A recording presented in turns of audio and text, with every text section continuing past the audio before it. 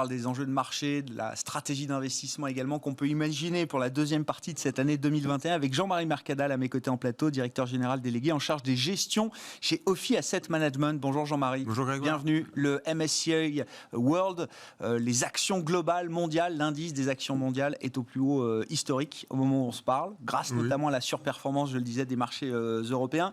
Est-ce que tout va trop bien? Est-ce que la situation ne peut que se compliquer aujourd'hui, Jean-Marie? Un petit peu. Il faut voir aussi que les marchés sont hauts et ont eu un bon début d'année pour des bonnes raisons. On a continué sur la bonne dynamique qu'on avait entrepris en octobre dernier, qu'on a découvert les vaccins. Donc la thématique de la réouverture, c'est ce que les investisseurs ont joué depuis le début de l'année, avec la bonne dynamique sur les résultats des entreprises, dans un environnement de taux d'intérêt qui est resté très bas. Et donc de ce point de vue-là, on a fait 6 premiers mois qui sont très positifs. Alors effectivement, les 6 prochains, ça risque d'être plus compliqué parce que cette dynamique de croissance, elle va finir par s'estomper, ou en tout cas, elle est déjà largement dans le marché. De la même façon sur les entreprises, on va voir si ce rétablissement spectaculaire continue à un rythme aussi important, probablement pas.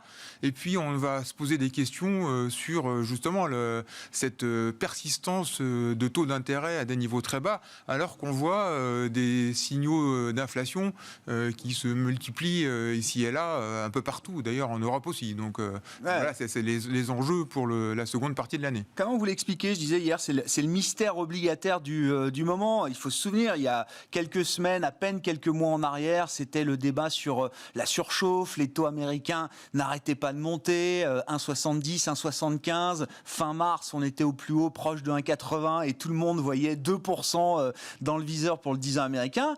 Et puis depuis, les gros chiffres d'inflation sont là, vous l'avez dit, Jean-Marie, y compris en Europe, enfin des gros chiffres à la mesure européenne, 2% d'inflation, mais c'est vrai que 2% d'inflation en Europe, on l'avait plus vu depuis au moins 3 ans maintenant. Aux États-Unis, on est sur des niveaux quand même plus élevés, et pourtant, non seulement les taux montent plus, mais ils sont un peu détendus. On est autour de 1,60 pour le 10 ans américain.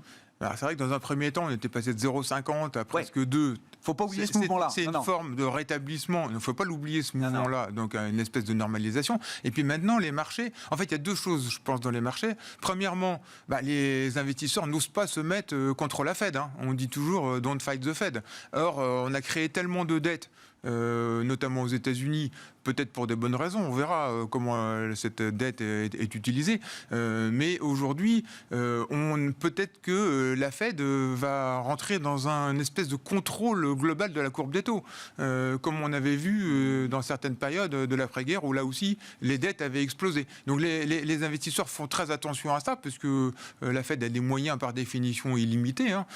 Et puis la deuxième raison, c'est que les investisseurs croient ou pensent, un peu comme nous explique la Fed, ça devient un peu la pensée unique de dire ce regain d'inflation, il est lié à des facteurs conjoncturels essentiellement, et une fois qu'on aura résolu tous ces petits problèmes de tension sur certaines matières premières, sur les prix des puces, sur certains secteurs, prix du bois, la construction, ou la main-d'œuvre, on va revenir dans une période beaucoup plus calme, et que finalement, globalement, on est toujours dans une situation plutôt déflationniste que inflationniste. Donc ça, c'est vraiment des sujets, pour l'instant, on n'a pas vraiment une réponse.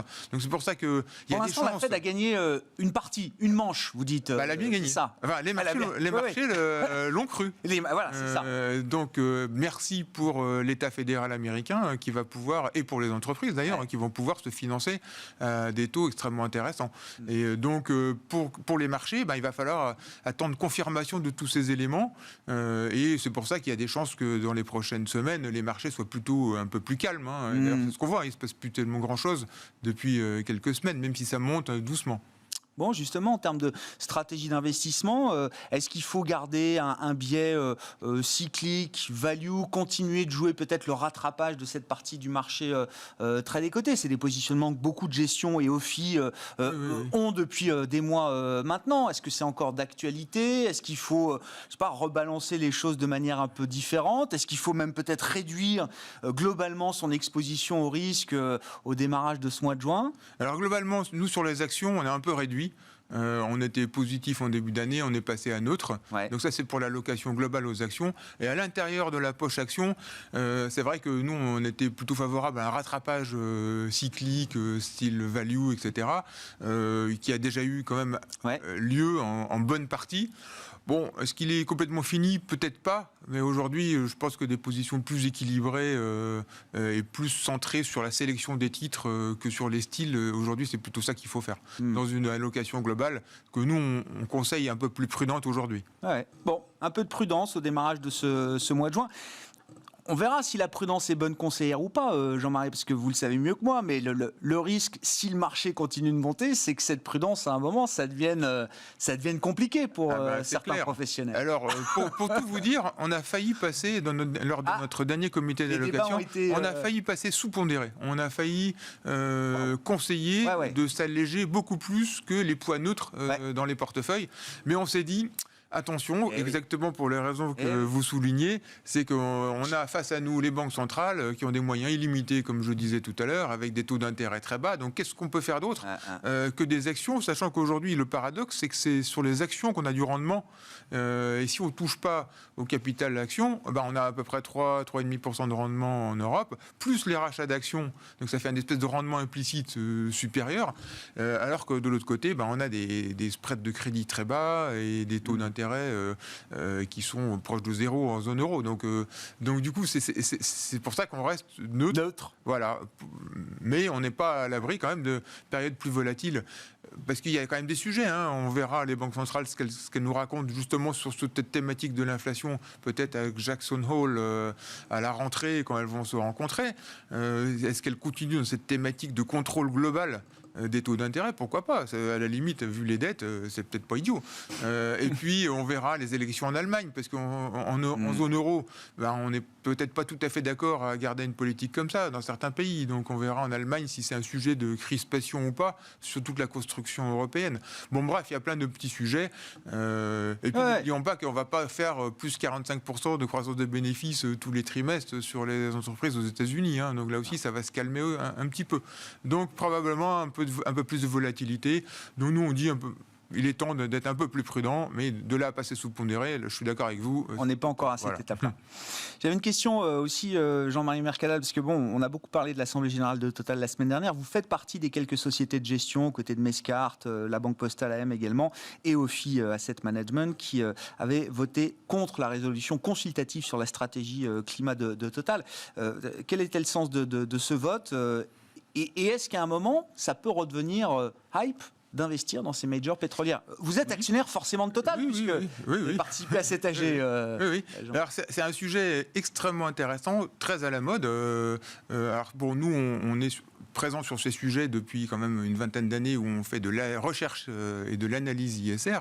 Mais c'est vrai que depuis quelques temps, on a quand même beaucoup plus, n'oublions pas de le lire, parce que ça peut-être ça passe un peu à côté dans les débats actuels, on a aujourd'hui beaucoup plus de bases de données sur tous ces sujets ISR. Il y a des grands fournisseurs de bases de données internationaux, il y a beaucoup plus de matière sur ces sujets. Donc pourquoi nous on a eu cette résolution? Elle est assez simple, c'est qu'on se dit que par rapport à ce qui a été décidé d'une trajectoire après les accords de Paris, on avait le sentiment, après avoir mesuré et essayé de calculer, que l'entreprise n'était pas alignée sur ces éléments-là. Bon, c'est la seule chose qu'on a voulu dire. Après, c'est vrai qu'aujourd'hui, il y a une espèce de compétition, compétition entre les sociétés de gestion, pression qui vient des régulateurs et pression qui vient effectivement des investisseurs qui veulent que leur argent soit investi dans des entreprises vertueuses. Donc on a tout ça. On aboutit à des paradoxes. C'est que quelquefois, on demande à une entreprise qui sait faire du pétrole d'arrêter de faire du pétrole. Donc c'est vrai que c'est un peu compliqué mentalement de se dire qu'une entreprise qui est bon dans son domaine, on veut qu'elle fasse autre chose. Donc c'est plus compliqué, mais à moyen terme, c'est une façon de pousser les entreprises à aller vers quelque chose de plus vertueux. Et pour ce qui concerne Total, peut-être qu'à moyen terme, il y aura plus d'investissements dans de l'économie verte ou dans des secteurs de pointe, j'en sais rien, peut-être les batteries ou les éoliennes, je ne sais pas, les éoliennes sous-marines, il y a plein de sujets. Et peut-être qu'un jour, Total, alors aujourd'hui, c'est pas d'actualité, mais aura l'idée de faire un spin-off de certaines activités de pointe dans ces domaines verts, et ça créera de la valeur. Bon, c'est peut-être un peu trop tôt, mais pourquoi pas? En tout cas, ces entreprises pétrolières ont les moyens d'investir. Et vous restez actionnaire de Total. Et on reste actionnaire. Bon. Total, effectivement. Bon, Total Énergie, il va falloir apprendre à dire Total Énergie, c'est le nouveau nom qui est un des leaders du CAC d'ailleurs aujourd'hui à mi-séance. Merci beaucoup Jean-Marie, merci d'avoir été avec nous en plateau. Jean-Marie Mercadal, directeur général délégué en charge des gestions chez Ophi Asset Management, invité de Smart Bourse à la mi-journée. Nous on se retrouve ce soir en direct à 18h30 sur Bismart.